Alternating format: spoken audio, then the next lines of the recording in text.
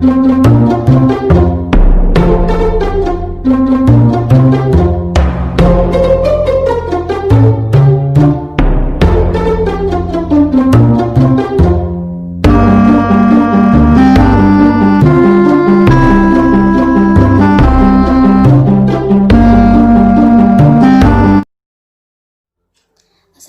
warahmatullahi wabarakatuh. Perkenalkan, nama saya Riri Disti Arini dari kelompok 1. Perkenalkan, nama saya Nazmi Ening Tias dari kelas 11 MIPA 4. Assalamualaikum warahmatullahi wabarakatuh. Perkenalkan, nama saya Lusira Mawati dari kelas 11 IPA 4 kelompok 1. Assalamualaikum warahmatullahi wabarakatuh. Perkenalkan, nama saya Hendra Hamadan dari kelas 11 MIPA 4 kelompok 1. Assalamualaikum warahmatullahi wabarakatuh. Perkenalkan, nama saya Fatma Fita Lufia dari kelas 11 IPA 4. Saya dan teman-teman saya akan membahas tentang teori-teori sel. Nah, yang pertama ada teori yang dikemukakan oleh Robert Hooke. Hooke adalah orang pertama yang melihat sel dari sayatan-sayatan tipis batang gabus tumbuhan oak. Nah, dalam penelitiannya ini, dia melihat ruangan-ruangan kecil yang dibatasi oleh dinding-dinding tebal. Jika dilihat dari keseluruhannya, itu akan terlihat seperti sarang lebah. Nih, seperti ini nih. Satuan-satuan terkecil rongga tersebut dinamakan sel oleh Robert Hooke pada tahun 1665. Nah, yang selanjutnya ada Felix Fontana. Felix Fontana menemukan nukleus atau inti sel di dalam sel hewan.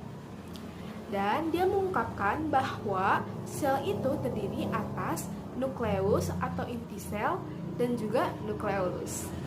Oke, yang selanjutnya ada teori yang dikemukakan oleh Lindet Rosette.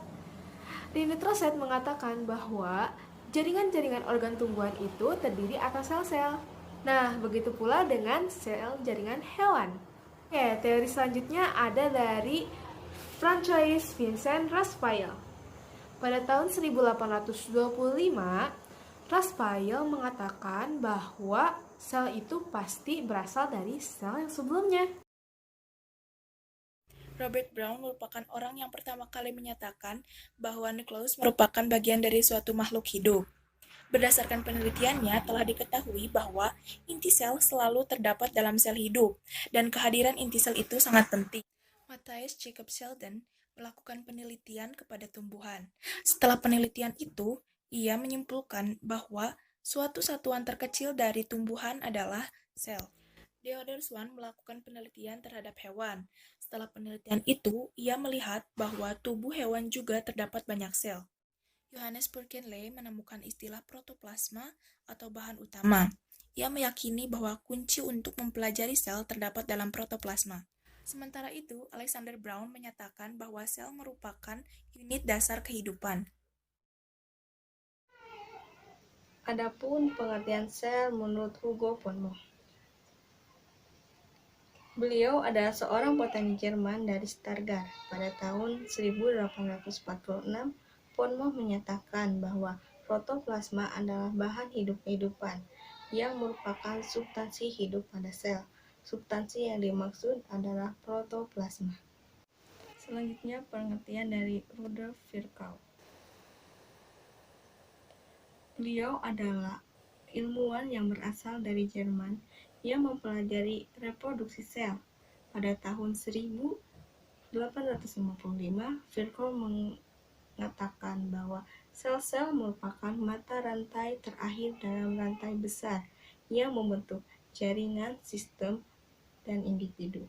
Ia menyimpulkan bahwa semua sel berasal dari sel yang telah ada sebelumnya, atau dikenal dengan istilah omniselula. Selanjutnya, menurut Edward Stallburger dan August Weismann.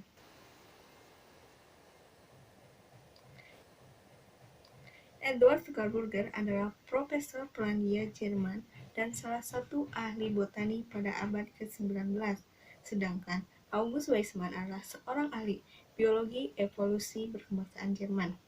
pada tahun 1855, keduanya menyimpulkan bahwa faktor-faktor hereditas berasal dari dalam nukleus. Adapun menurut Max Kunz, beliau adalah seorang mikroskopis anatomi Jerman dan direktur Institut Anatomi di Bonn. Pada tahun 1861, Sekut mendefinisikan sel sebagai suatu massa protoplasma yang mengandung sebuah nukleus serta identik pada hewan dan tumbuhan. Yang terakhir menurut Rudolf von Klicker. Pada tahun 1862, Rudolf von Klicker mengenalkan istilah sitoplasma yang berarti materi atau bahan-bahan yang berada di dalam sel yang terpisah dari nukleus. Secara struktur, sel dibagi menjadi dua, yaitu sel prokariotik dan sel eukariotik. Sel prokariotik merupakan sel yang tidak memiliki membran inti, sehingga materi genetik di dalamnya belum terpisah dengan bagian sel lainnya. Contoh organisme yang memiliki sel prokariotik adalah Archaeobacteria, Eubacteria, dan Cyanobacteria.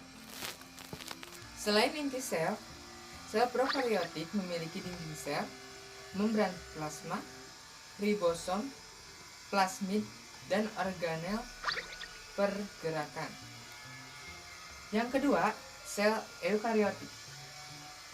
Sel eukariotik merupakan sel yang sudah memiliki membran inti.